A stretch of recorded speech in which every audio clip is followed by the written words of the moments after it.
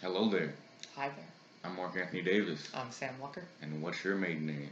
Anyways, today we're talking about what does it mean to be a gamer? This is the first time anyone has this idea, anyone has ever asked this question on YouTube, and we're gonna answer it with some finality. Sam, what does it mean to be a gamer? Well, a lot of people say that what it means to be a gamer is just a person who plays games That's what I say. is a gamer. That's what I would say. And I disagree with that. Why? To me, being a gamer it's like calling someone a cinephile. It's not just enjoying a medium, but it's taking that enjoyment an extra step. It's enjoying it, but then like studying it, loving it, living it. Putting my dick in a Blu-ray, I got you. Didn't say that. Did not Okay, go anywhere near that. so what do you mean, like, not just people that play games when they have time, people who make time to play video games? Well, there's some of that. I mean, you can be a gamer if you just play when you have the time. But like, if you only play Candy Crush or you only play, it's more than just playing the games. It's like playing the games, enjoying it. It's taking it as part of you. It's not just a thing that you do. It's part of you as a person. But I don't think the right word for what you're getting at is not gaming, though. I would just say you say hardcore, you got most gamers, and then you got casual gamers. The people who only play like Candy Crush and mobile games just to pass the time when they're sitting on a bus, those people are what we say casual. People that are like in the middle, they play mobile games and they also have an Xbox that they might play on the weekends when they have time. Or sometimes they won't because they're going out partying, drinking, and having sex, doing what cool people do. And then hardcore people, they're playing every day, maybe and probably for at least 45 minutes a day. Like, that's just a mainstay of their life. It's like some people would eat dinner, we would play Civilization. Well, I think that's what you're getting at. But I think gaming is so ubiquitous, you can't even like pin gamers down to one thing. You can't pin them down to like maybe back in the day, a nerdy like gamers we considered nerdy, play RPGs. They have no life. I mean, some of that's true, but I don't think that we're finding out that that's not why. And we're finding, and before gaming was mostly men, or mostly like 14 to 30-year-old men. Well, that's what they want you to think. I mean, it was because it was marketed towards them after. It was marketed towards them, but to say that gaming is and has always been the hobby of like 40-year-old male virgins. No, I wouldn't say that. I mean, Steve Carell's a nice man. I don't think he ever played video games. Anyway, like it happened. They started marketing to him, like we all know, after the video games crashed, Nintendo started not to market as a family console, more the thing that boys do. Anyways, that has come back recently. Multiple sociology surveys or stuff like that, or studies have came back like it's more closer to being 50-50 with the male and female thing. Yeah.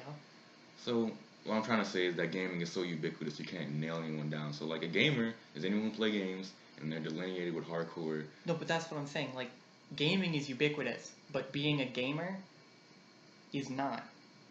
Watching movies is ubiquitous. Pretty much everybody watches movies these days.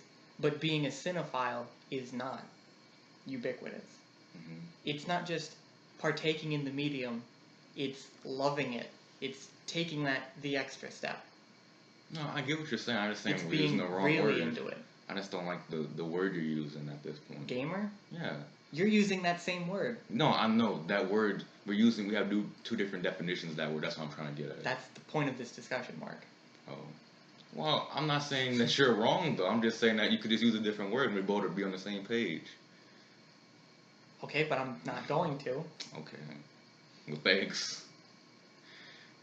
When I think gamer, I just think, oh, he plays video games. Like, when you say gamer, you think, what's the first thing that pops into your head? Me. With the voice crack and all? Yeah, with the voice crack and all. So, like, describe your habits towards gaming then. I play frequently. Now, how many hours a day? I couldn't give a fair estimate. Oh, so at least 18. Not at least 18. That's way too much. I guess I shouldn't say me, but like. Yeah, me, I guess. Hmm. But does the JonTron. well, I mean, I don't know I anything don't about know. that. But would you say also the type of game, like the variety in the games you play, does that also factor into how much you are a gamer? Yeah. So you say the more varied you are, the more you know about the whole gaming landscape, keeping up with the news, being like drenched and Yeah. submersed into it. Yeah, I'm saying if you fully submerge yourself in in the gaming community, the gaming landscape, then that's what makes you a gamer. Okay. I'm not saying people that play video games like shouldn't, or people that like just play video games occasionally shouldn't, or that they aren't welcome. Just that they're on a different level of enjoyment than people that take it further. Okay. Like, I wouldn't call my mom a gamer because she plays Words with Friends on Facebook. She could be, but I wouldn't make her equal with Chris Raygun, who played not Chris Raygun. Sorry, I wouldn't conflate her with someone whose video games have like raised them, were a big part of how they got through life. All right. Oh, that's an interesting point. But I want to thought about this. Would you call a person who always plays the slots at a casino a gamer? Like they're addicted to it? Or is that not the same to you? That's not exactly the same to me. Mm. I mean, well, no, that's not exactly the same to me. Mm. Well, alright, getting back to what you're saying, how they raise you. How has video games raised you then? They've gotten me through stuff. It's been a way to escape whatever situation I've been in. When I moved down here, didn't really have a lot of friends, so I played video games. Mm-hmm. When I still didn't have a lot of friends, but I had a couple, we'd hang out and play video games. We bonded over that. That's how I met most of my friends. It's how I stuck with most of my friends. It's how I've lived. It's how I've gotten through tough times. Same. And the reason that I would say that the the varied the the person that is well versed in gaming knowledge, that's become more ubiquitous because whenever I talk to somebody, I say one thing about a game, and then like they know it just as good or if not better than I do. Like I say the word Witcher, and like five people heads pop up. If even if they're like one other person in the room, just head popping stuff around the world. Like everyone knows about this stuff, and I attribute that to YouTube and like media as being like video games media being so engrossing as it is. So I think everyone could be that person that you're talking about. Yeah, everyone can be, but I'm saying most people aren't now. Mm-hmm. Most people haven't gotten there. Yeah, because you had to be born at a certain time before all this stuff happened. Like when Well, we were not necessarily. well, when we were kids, there's like YouTube was influencing our knowledge of games. Like we pick up a game and this would be random and it might be like some shit game and it'd be really hard and that'll shape us as little kids. But like I feel like YouTube is really curating the stuff down to like we're only playing the top of the top or we're playing an indie game, we're playing the best of that indie games. Like I don't know. Maybe that's a whole different discussion for another day. I guess. I mean, I've played a lot of games that I haven't seen any stuff on YouTube for it. Yeah, that's what I'm saying. You're told like we were born in different times, Sam. Back in our day, we didn't. I mean, no, I mean recently. Oh. I've started playing games that I haven't seen anything on YouTube for. Okay. Well, the way video games has raised me is basically it was something to just that was just relaxing to me as a kid. I really didn't talk to people. I was a silent kid. Life wasn't that entertaining, so I played Pokemon all day, and it was amazing. And then when in like 2005, 2006, I was living in a trailer in Katrina, and I just had all the Pokemon games up at that time, and I was just playing them, and I was happy. I didn't even realize all the bullshit that was going on in me. I didn't even realize that I'm living in a freaking trailer in Mishu, and it just in like in post Katrina, New Orleans, and none of my favorite sports teams are here, and like my city's in shambles. But that Pokemon games pulled me through that time, or kind of distracted me. And that's valuable. I don't know if a book could have done that. I don't know if like anything else could have done that. Because as soon as that I closed that book, or as soon as I turn that TV off for a movie, they're like I'm realizing what my world is again.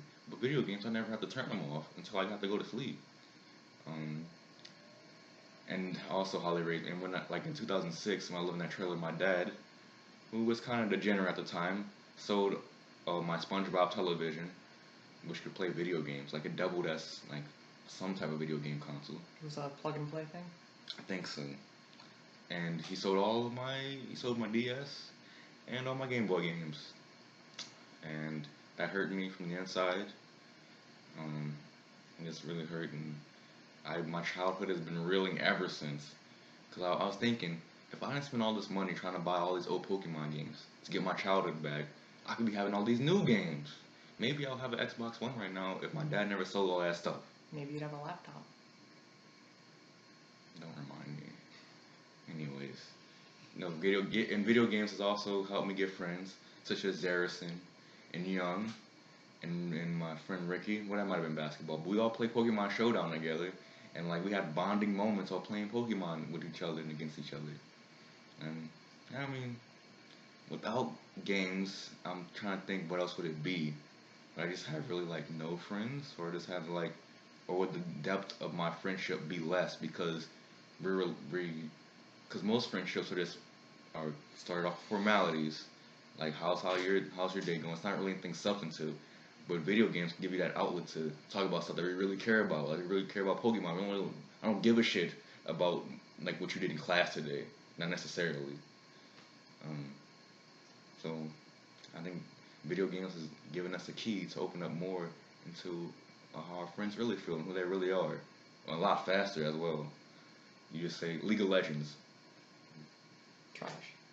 Well, you might feel that, but they're racking in those millions and billions. Yeah, they make that money.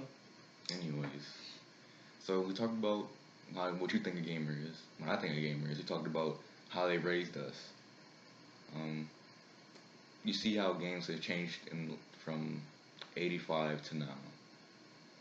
Well, what do you think is going forward? And what do you think is going to happen going forward in terms of perception and who we are and the composition of people who play games? I think perception-wise, it's going to get a lot better. I mean, we had a low point with Gamergate where we kind of reverted back to the 90s, and there was this all gamers are dead, gamers are all misogynists. I think that was gamers hate all women. That was a more of your type of gamer type of thing. That's more like an inside. You're allowed to be not entrenched in gaming to know that. Like I don't think people who playing like even like regular gamers, like I could have avoided that if I really wanted to. Like I don't feel like that was so ubiquitous where it ruined. Like it was a low point. It was a low point in terms of like the inside. It was a low point for gaming culture, yeah. Yeah, it was like an inside thing. No one else needed to know that though. Okay, I'm just saying from the outside perception, not necessarily from inside. Because when you're inside, that was an outside perception. It was? Yeah, my dad doesn't play games, but he was like, "Oh, Gamergate. They said some pretty hurtful stuff to women," and I'm like, "Yeah, but anyone can use a hashtag." For real, I didn't know that Gamergate was that widespread. I know people like outside of gaming knew that. Gamergate was a pretty big deal, Mark. Jeez. Huh. Happy I dodged that bullet. Alright, go on. Like Gamergate was a low point, but yeah, Gamergate was a low point, but I think we're maybe as soon as people stop playing politics with these kinds of things, and they stop. Oh, I think that's gonna be more widespread with more money gets more money gets into this media, the video games media. Just even more politics. No, not that kind of politics, but people that like the feminists that try and make big deals about gamers are all misogynists. Games don't portray women respectfully. Gamers don't like women characters. When people stop saying stuff like that, because it's just not true. I mean, some of the biggest characters in gaming are powerful women. Shout out to Kumatora, Mother 3. Yeah. Shout out to like Samus Aran. Yes. Lara Croft. Bayonetta. I mean, moving forward, I think as soon as people stop trying to hurt, I think the perception is going to get better of what gaming is, what gaming culture is. It may take time, but we'll get there. I don't know. We've got congressmen that play video games frequently. There was one congressman, he beat Diablo 3. He's the second congressional district of Colorado. Smoking weed, playing Diablo 3. Yeah, he beat Diablo 3. He made a big push for he made some big push for legislation that was going to hurt bandwidth. There was a big like a bandwidth crunch. Man, I hate all legislation about the internet. Because it's always trying to make it worse. Yeah, they were kind of he was pushing back on that. He was making a push back on that. So, I mean, gaming is becoming more ubiquitous, and that's good. And I like it. And the culture around it will hopefully be perceived better once the perception will change. It'll get better. What I like, though, hopefully. More people, more money, maybe the games start costing less. I don't think so. Yeah. I don't know. They're going to see more people are doing it, and they might be like, well, let's just make more money off of it by keeping the prices the same or jacking them up. But with Steam, though, they're not afraid to, they put the price down at any time. Oh, yeah, they have sales all the time. I think Steam will keep the other big companies in check. Like, if Microsoft came out and said, like, our exclusives are now $80, well, they're not going to get away with that for long, because I can not buy the same game, but I could buy, you could buy chief competitors. Yeah, I could buy, with my $80, I could buy 2 to 10 games on Steam. So if Call of Duty were, say, an Xbox exclusive and it were $80, yeah, you could just buy 2 Battlefield games or something. Yeah, or just anything. Like, why? Yeah, I mean. So I think Steam will keep it in check, and hopefully, like, they'll see, okay, if we put this price down by $10, we could sell this many more times in copies with all these people, and then everyone be raking in the dough. And then when everyone has money, that leads to, okay, we got a bunch of money. Now it's time to do our passion projects, and that's the stuff that everyone, like, those are like the home run games that like the cult classics, and like we can really, like, we don't really need a Call of Duty freaking 20 at this point. No. Maybe Activision could do something really more experimental with a first-person shooter, or not do that at all. Like, that's what I'm waiting for. But anyways, that's what I always go to. A lot of Japanese developers are starting to do that. Like, you had Mighty No. 9. That was a Mega Man. That was a Mega Man game, basically. Yeah, basically. Mistwalker, I think is what it was called. That was a Castlevania. Oh, yeah. Spiritual successor. It was like, you're talking about like Kickstarters and stuff like that. Yeah, Kickstarters. And you have Yooka-Laylee. That was Banjo-Kazooie. So, I mean. And Shenmue. Yeah, and Shenmue 3 came back. Because we all wanted that. A lot of people did. Yeah. So yeah, you got stuff like that. It'll get better. It's getting better. Yeah. Any bad stuff we see happening? Hopefully not. No. EA doesn't die. Bad enough. I don't know if I want EA to die. Well, we do like Madden. I do like Madden. So if the people that work on Madden could like move over to 2K and make NFL Blitz, I guess. If NFL 2K could come back, that would be nice. They had NFL 2K? Yeah. Wow. Probably was shitty though. I don't like 2K either. Like, they're kind of like the only reason I play the game is because live is not as good. If live was a little bit better, like a little bit more fluid when the gameplay, I would eat live up. I don't think you would. Yeah, you're probably right. Anyways, do we have anything else to talk about? No, I think that pretty much. We did all of it. We said everything about gaming. You heard it here first. 20 years from now, it'll be NFL Blitz will be back. No more EA. Activision will be doing visual novels instead of Call of Duty. And all the games will be $15 cheap.